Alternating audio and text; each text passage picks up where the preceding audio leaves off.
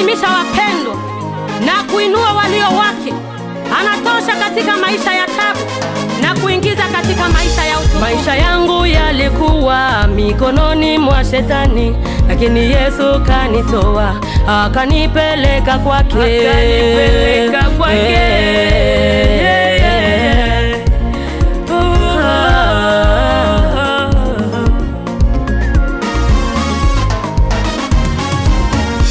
Nilipokuwa mfungwa mwenye tabu, mateso mengi, lakini Bwana kanitoa, ndipo ameniweka huru. Ameniweka huru, yeah, yeah, yeah.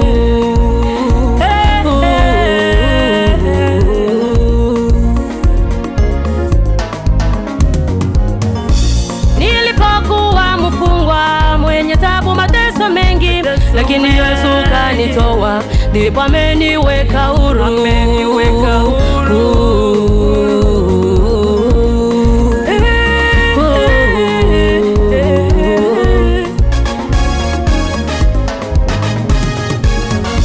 Wakati wote wa dhambi siko na faida yoyote, ila nilizidi kuteswa, kini sasa niko huru. Nimewekwa huru.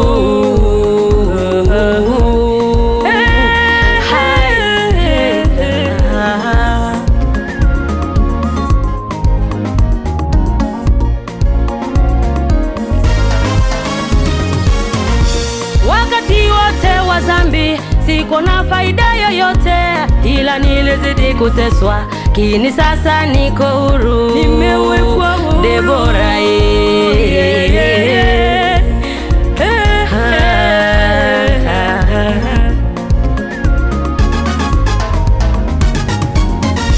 ndugu, kweli umekubali kuishi maisha ya dhambi, jua mwisho wake kweli ni mauti ya milele. Ni mauti ya milele.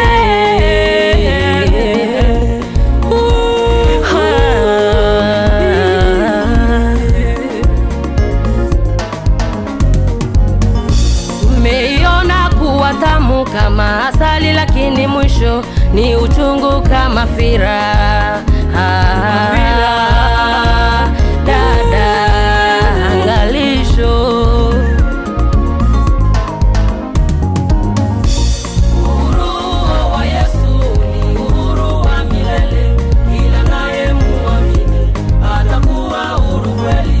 Atakuwa huru kweli,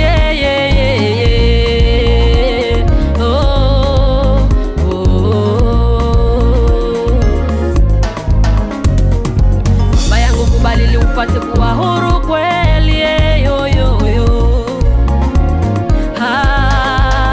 funguliwe. Uhuru wa Yesu ni uhuru wa milele, ila naye muamini atakuwa huru kweli.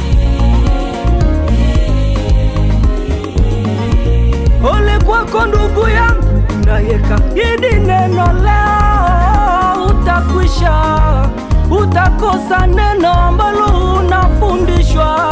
Ndugu yangu, acha pombe, acha ukahaba, acha wizi, ili nawe siku moja uishi huru kama sisi tuliomwogopa Bwana.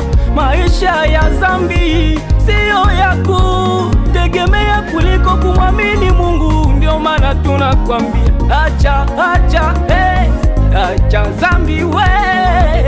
Wakati wa tabu zangu nilikosa msaada, nilipomwendea Yesu nikapata msaada.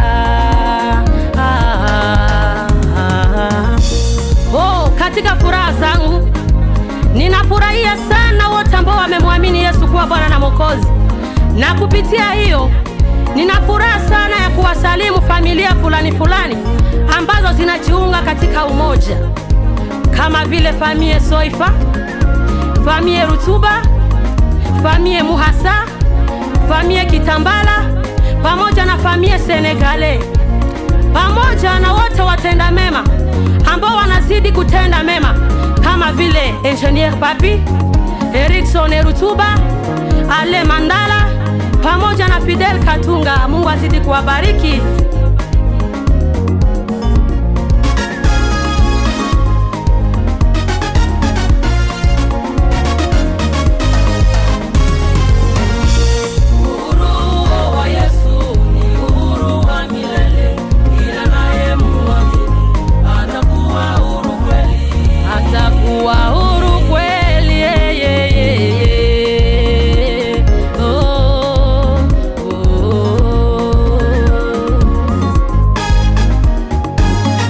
ukubali ili upate kuwa huru kweli. Yo yo yo